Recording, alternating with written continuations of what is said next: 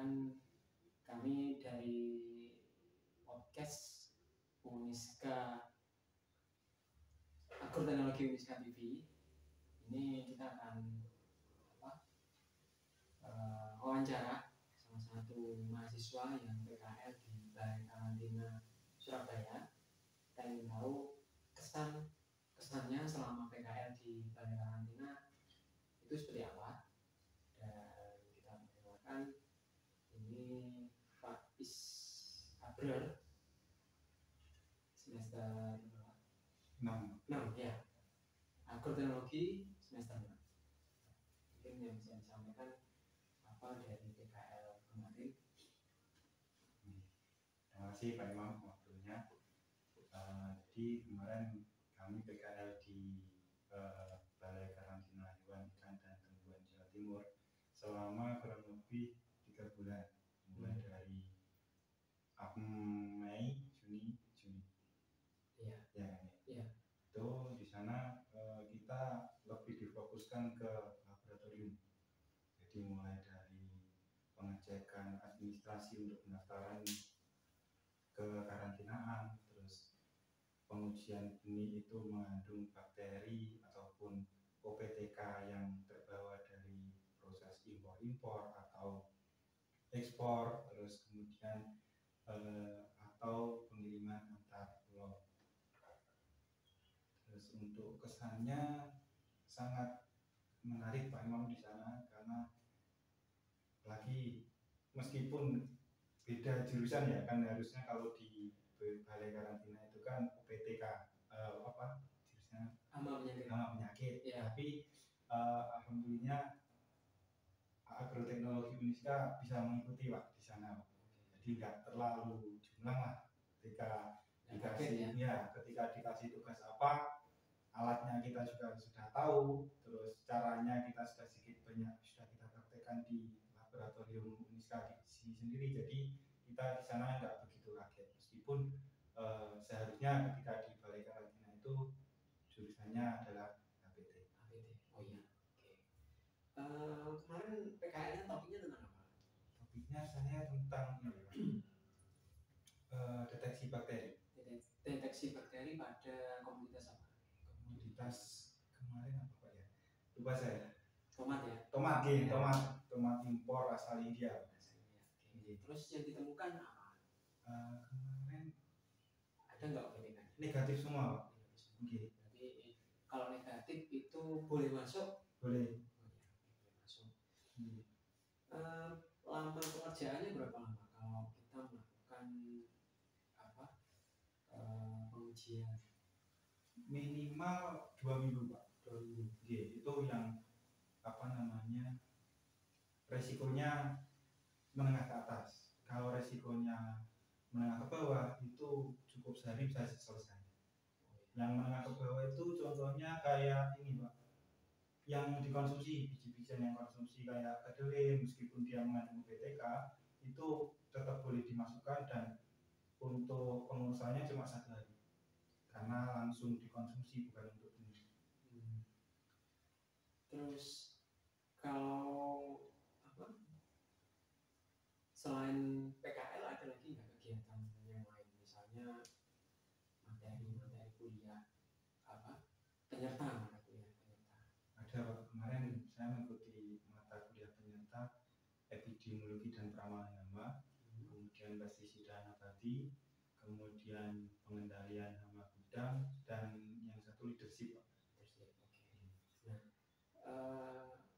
Itu seperti apa yang dilakukan untuk mata kuliah penyerta?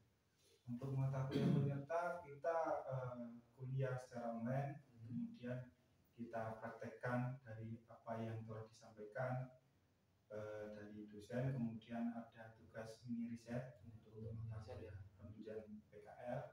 Untuk mini risetnya bisa kita kerjakan waktu kita PKL Pak. Sampai kita selesai. Setelah selesai PKL, laporan mini riset pun juga harus jadi. Oke. Ya. Mungkin masukan buat adik tingkat nanti, kalau PKL di balai karantina itu sebaiknya bagaimana?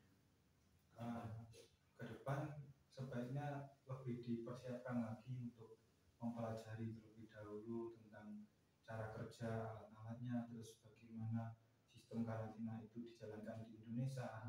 Itu kita sebelum daftar ke sana kita juga harus tahu kita ke sana mau ngapain, apa yang ingin kita teliti. Harapannya nanti ada nggak keberlanjutan ke penelitian skripsi?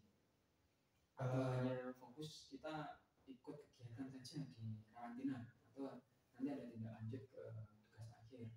Rencananya sih kemarin ada Pak, cuma ada beberapa faktor yang menghalangi saya untuk ke situ, jadi saya tidak menjalankan itu.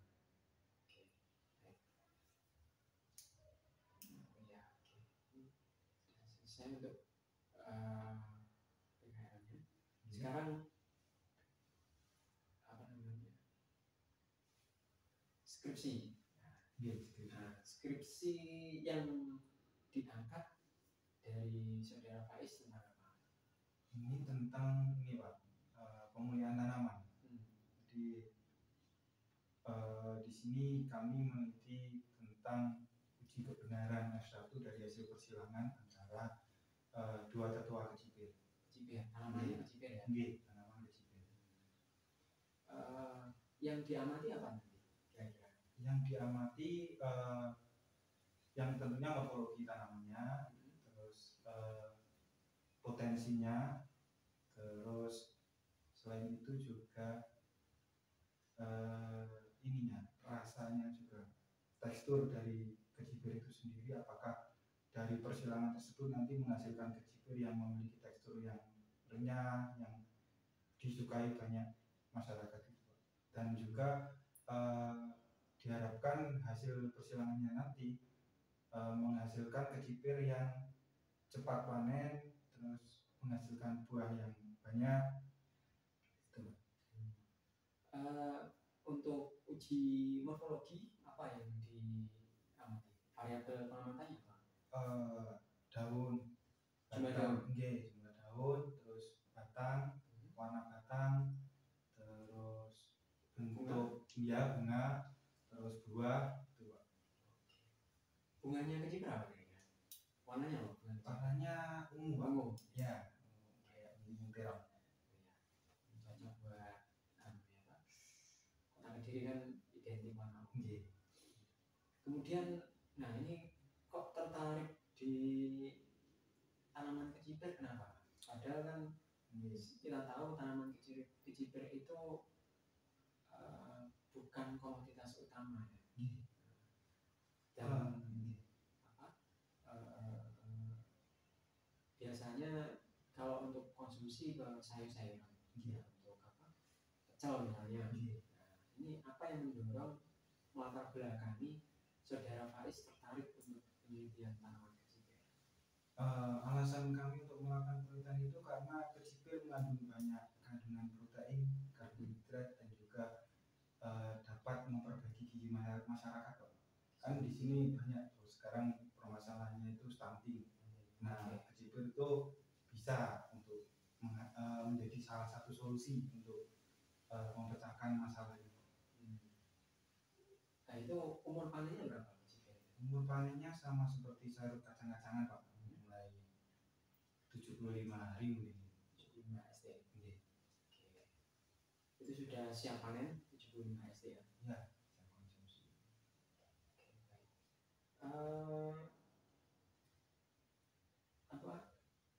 Selain tanaman kecipir, dari aspek komoditasnya ada nggak pelakuan yang lain dalam skripsi ini yang dijadikan faktor pendukung?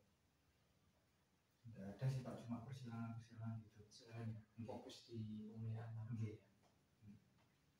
Perlakuan budidayanya sama seperti budidaya pada umumnya.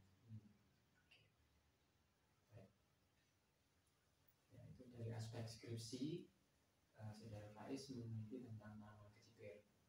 Ini apa? Penelitian dengan dosen ya?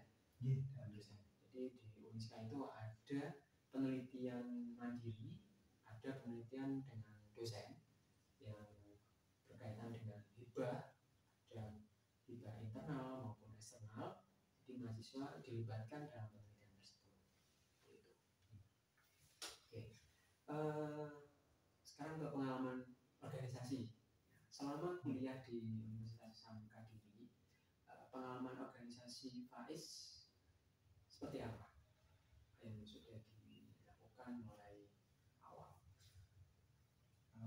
Di agroteknologi ini ada organisasi yang saya ikuti waktu saya semester masih muda, semester 1 sampai semester 4 Ya. itu ada Hima Agro, sekarang namanya Hima.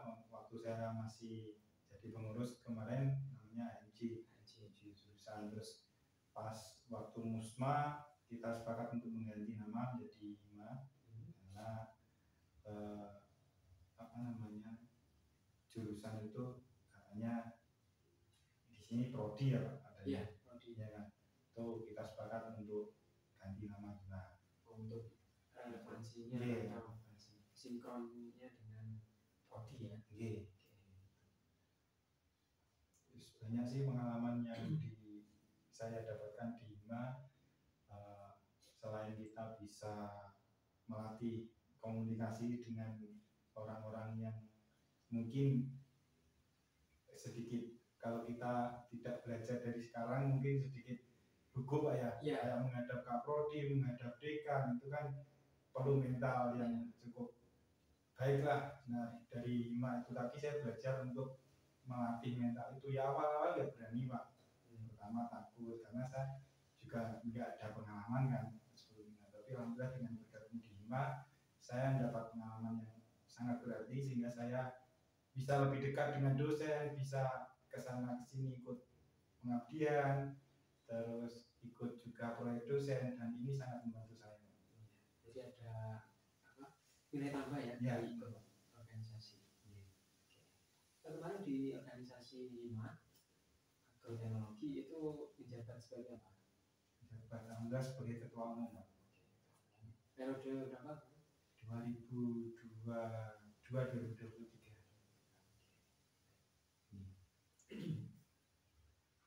Itu yang bisa kita sampaikan ya dalam podcast kali ini.